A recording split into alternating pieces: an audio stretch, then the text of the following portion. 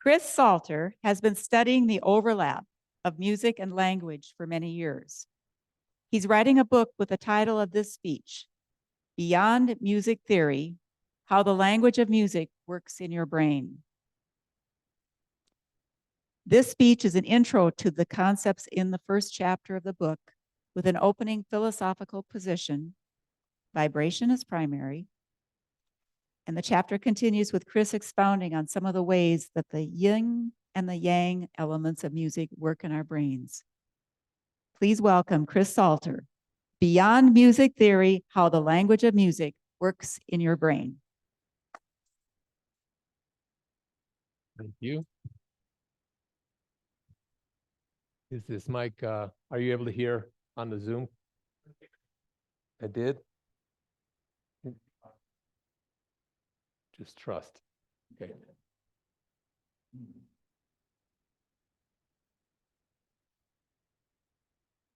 When words fail, music speaks. Hans Christian Andersen said that. And I've always found that very profound in certain moments, like the grief that we just heard and talked about, and we've all gone through in some level. Music spoke to us when the words were inadequate. Why? How does music get us there? What is it doing to us? It is a great mystery, and I like puzzles, and I've always had a weird brain. And these are some of the thoughts that I've had about how music is really messing with us, how music is really working with us, and what that might mean. I'm sharing this with you, not for any agenda of my own. I just hope that this helps you kind of look at music from a different matrix, a different kind of prism, and maybe find another source of delight or interest in music. I'm completely fascinated with it. I have an overlap with linguistics. I won't be going that much into how it overlaps with language. I just wanted to go with some very, very basic things. I am kind of a musical philosopher. I literally look at music as it's probably the closest thing that I have to a religion. Other than that, maybe Zen Buddhist lunatic, but you know, music really moves me and really centers me and really connects me. And I've tried to understand how is that working, not only so I can appreciate things, but also I can maybe connect with people through music in a more effective way. So the primary reality of the universe, according to quantum physics, is vibrational. All matter is, when you keep going down, down, down, those electrons turn into waves, the particles turn into waves. And Einstein's genius was saying there's a mathematical equation, exactly how much energy will be released from exactly this much mass, right? So that, but vibration, energy is primary. And I believe that music is a little subset of that. And it operates, it's got its own organizing principles, it's got its own it's a little window. Now, when I say vibrational is fundamental and everything's, can transmute from mass into energy, I think of it like water, right? Water is incredibly malleable, but ice is not. So matter is like ice, right? But when we vibrate at a high enough frequency or in the right tune, we melt, right? We really do. Love and music make us melt. They just really take us to a different vibrational plane. It feels like that. And that, for me, is kind of my basic philosophical floor in terms of music. Now, that doesn't mean that water, of course, is not always a great analogy. It has no form. It can go everywhere. It has, however, it does obey certain, hydraulic principles. In the same way, vibration and music obeys certain principles. I'm going to go into a few of those, just about how we kind of perceive and we think about music. And maybe this will help some of you notice some things in music or enjoy music differently, or maybe it'll annoy the hell out of you because now I can't stop thinking about that thing Chris said. I hope not. But Gestalt psychology basically posits that the human brain wants to understand. We want to make sense of the universe. And music is this kind of ethereal, it's something you can't hold on to. It comes, it goes, right? So it's very hard to really think about it. And we have this whole practice and discipline called music theory that it's kind of half the story at best, right? There's a lot of stuff, other stuff going on underneath that is never really explained in any music class that I was ever at.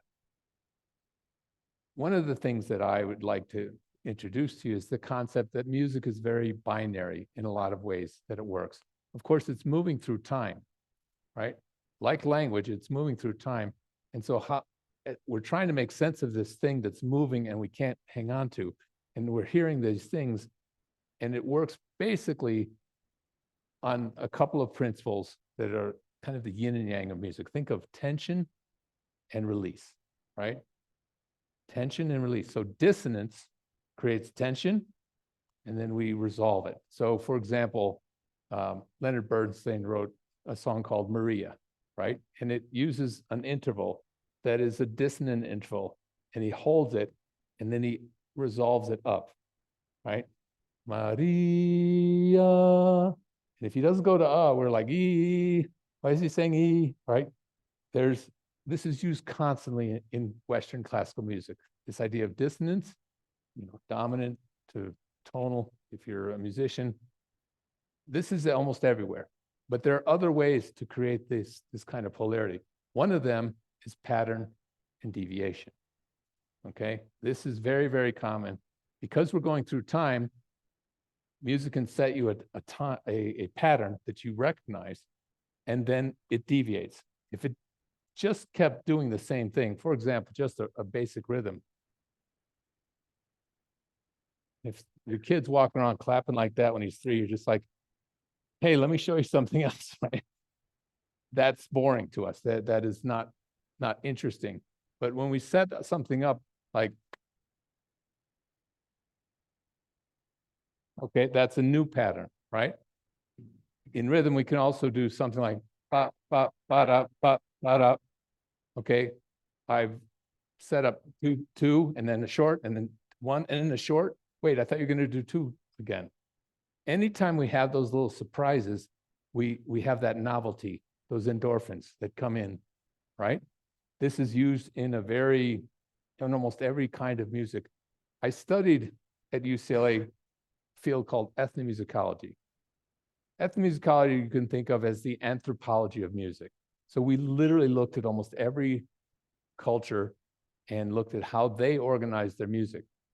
And some things are universal.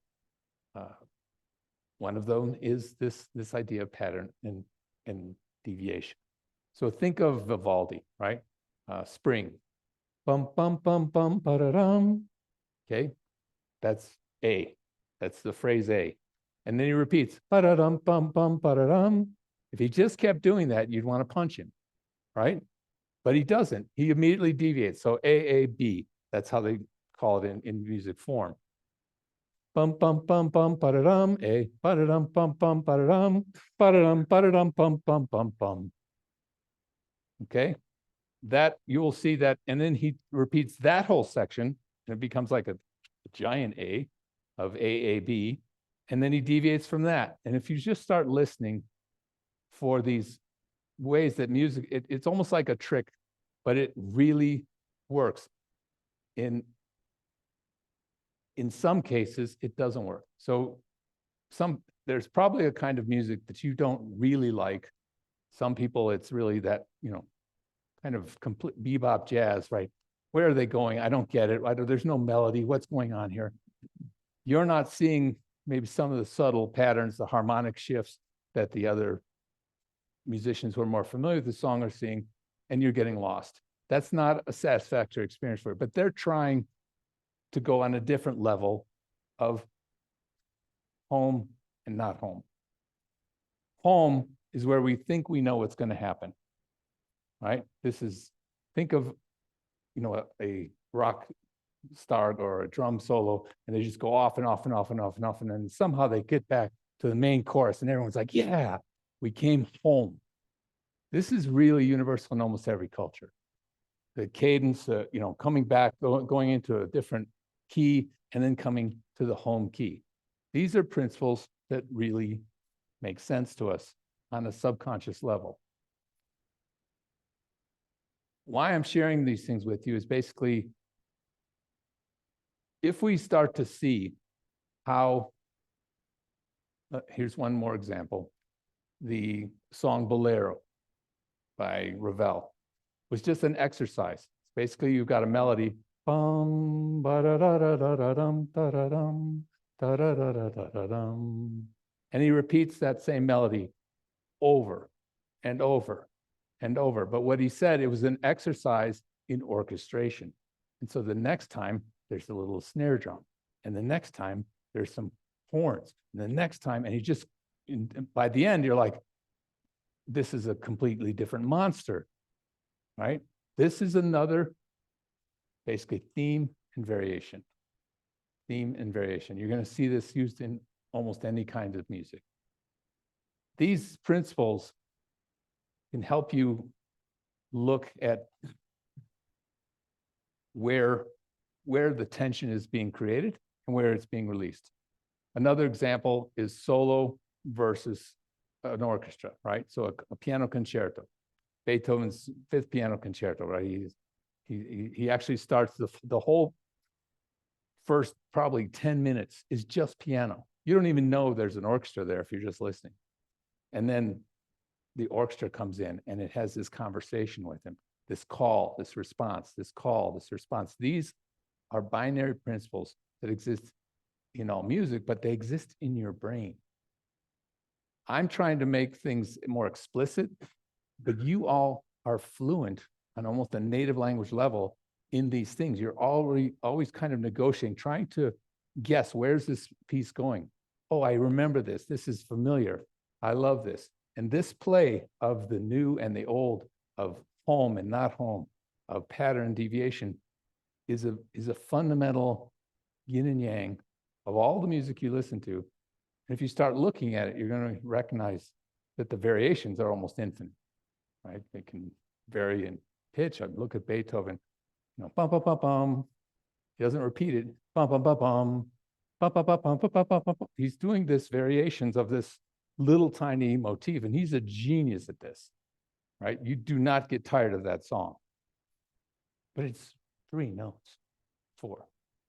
Okay? It's 4 notes. And he does it in a way that's almost, magical. Another piece of Beethoven's that uses a different principle, but it's very much binary, is chaos to order, right? Think of Psychedelic Shack by Temptations. It's just this crazy, you have all this ambient noise and they're walking in and people are screaming, and then they start the song, right? And you just, oh, I'm in a groove now, right?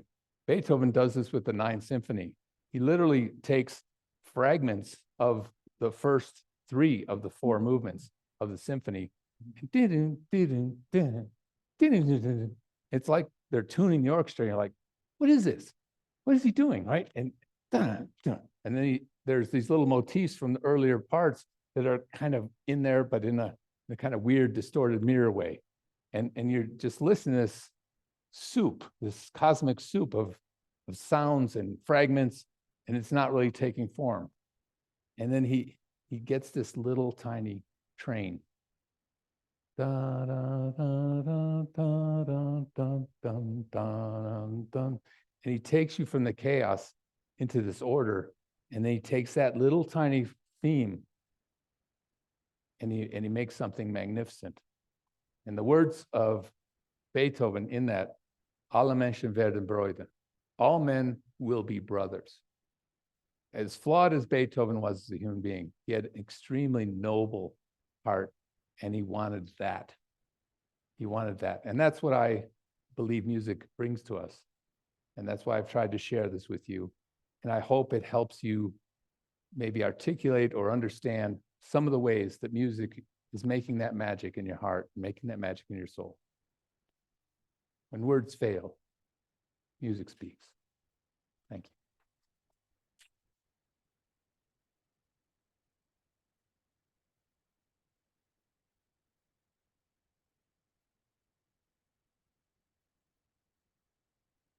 Thank you, Chris. I think the evaluations are going to be really fun to listen to. That was very informational, but entertaining. Thank you, pattern and deviation. Please welcome Ray Moore. And thank you, Ruth. Yes, we have a very interesting talk to give Chris some feedback on. So let's begin with the folks on the Zoom. Virginia, tell us at Chris's time and give us a thought. The time Nessa, was, I'm sorry. Virginia. yeah, no worries. 14 minutes and 10 seconds. And so within the time, that was perfect. I want to share with Chris, I just love when you talk about music. And I'm newer to this club, so maybe this is like your favorite thing I'm gathering, and it's one of my favorite things too. So I always get so pulled in, especially the whole classical aspect of it. I have to say, I missed pieces of it where I couldn't hear quite well and I had to walk away from it, so I can't give valuable input. I don't remember exactly the point of like what we were trying to get to with the speech. But it always sucks me in. And so I think you're just a really engaging speaker. Thank you. Thank you. Eliana, do you want to share anything? Or you're muted. Oh, that's right. You're in the room. Stay where you're at. Carol. Carol. Thanks, Ray. What I will share with Chris is what I noticed, Chris, when you actually brought music into your speech and presentation, your energy shifted completely, certainly through my eyes.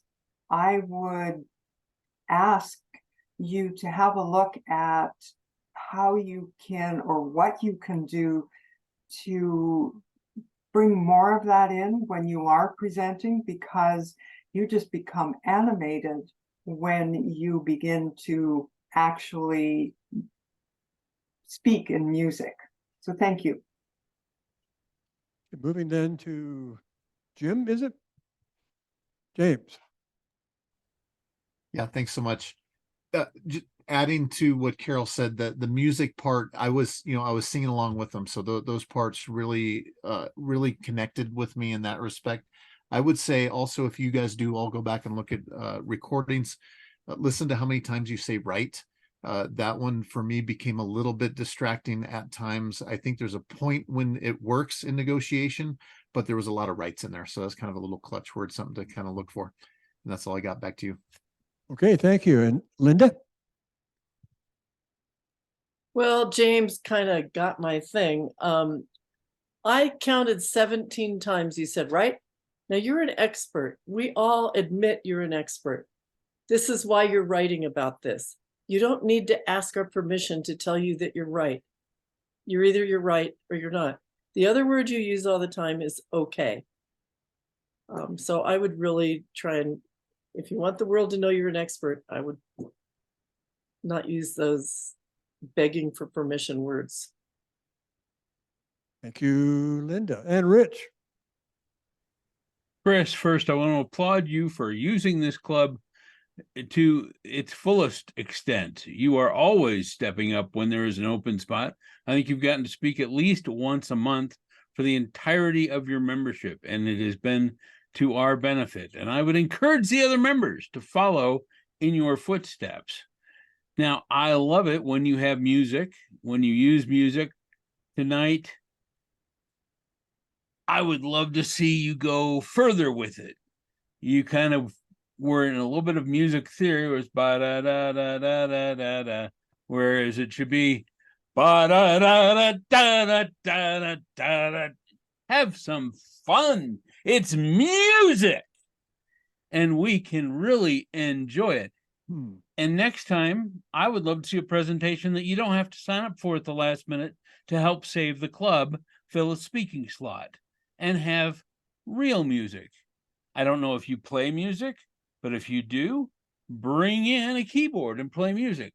If you don't, bring in some recordings, put it on your computer, and let me hear it over the speakers, because this can really ramp up your impact. Thank you, Rich. Lauren. Everything has been said. I just really enjoyed listening to the speeches though. So thank you. Okay, Karen. I'm a music major myself. A lot of people don't know that about me, and I absolutely love that you brought in music theory. I thought that was fantastic, and I've got to look up that major that you did. I learned something new from you today, so thank you so much for your speech. Presentation-wise, I agree with what was said as far as the energy level between the words and when you went to the music itself. I saw that as well. And find a way to bring that passion across the entirety of your speech. Thank you again, Chris. I appreciate your speech. Thank you. And David? Thank you, Ray. And thank you, Chris.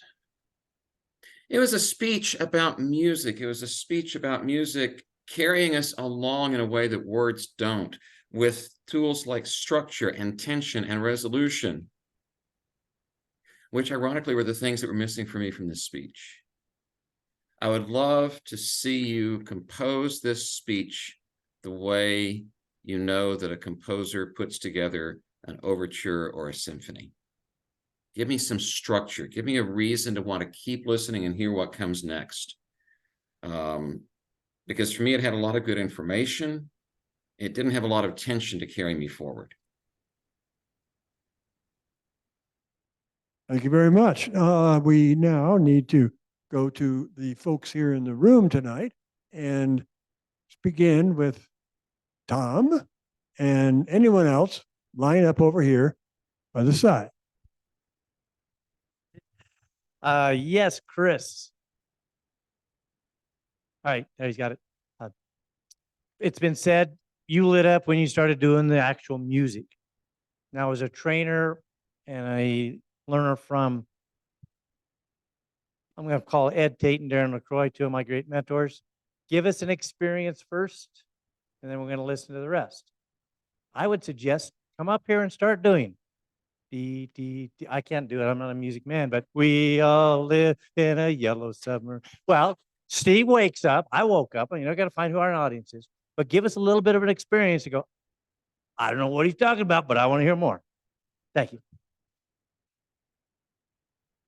Man with the karaoke machine. You have one too. Chris, at first I was kind of wondering where you were going, but I saw you get into patterns and deviations, and like everybody said, you really came alive when you started talking about the music.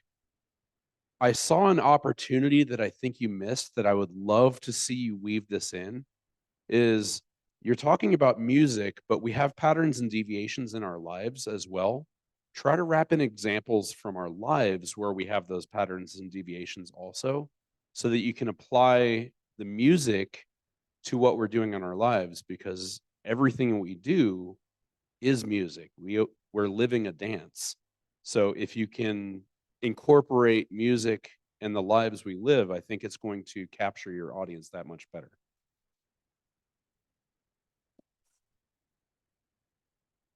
Thank you. Thank you. First of all, I was avoiding to give some feedbacks here on the speeches, but JP, I loved your speech. I really do like acronyms, I know. And Carol, I loved your speech as well. And I just want to share one thing from grieving, and I'm sorry about your loss and all the losses in your life. But one thing that I learned is that grief never gets smaller.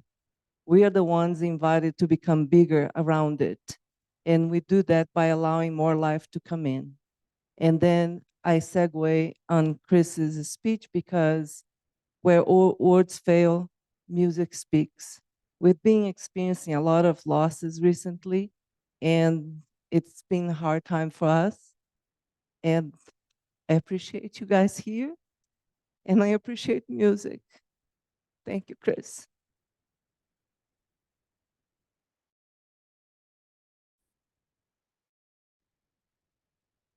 I really enjoyed your speech, Chris. I'm glad for the analogies that you had in the beginning, and thanks for putting to word the use of novelty in music. I didn't know that that was something I was missing.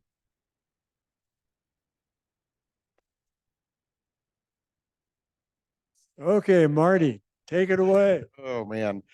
I was wondering if I would come up here and say this, but I am a closet guitar player, which means you would never hear me play out. But whenever I hear you give a speech about music, I might think a little bit differently. And I just got back from 1,000 people, and talk about connection.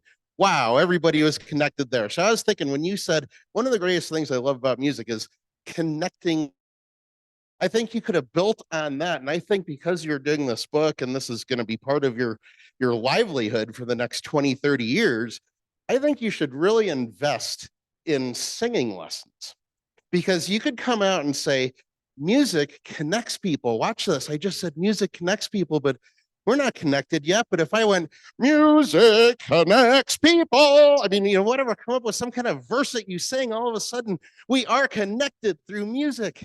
Show the difference. That's what I'd like to see you come up and do, is show the difference, how we just communicate in words, but when you add song to it, you'll bring in the whole audience in the first 30 seconds. That's my challenge for you for 2024, singing lessons. Thank you, Marty. I think we all should take singing lessons. Maybe devote 10 minutes of each meeting to some song practice. At the Toastmasters International Conference, they do. And it's one of the most successful things they've done year after year after year. Chris, this was a really inspirational talk for me personally, because I am learning how to play a musical instrument at the age of 80. And I find it enthusiastic and heartwarming and strong that the instructor and I sit down and talk about rock music and coming home. It's great. And music does that. So congratulations, great job. And to Ruth and Abe Lincoln. Thank you, Ray, and thank you, everyone. You have been a great audience. In keeping with the theme of Abraham Lincoln, I started out with his stovepipe hat, but we also know that he had a beard.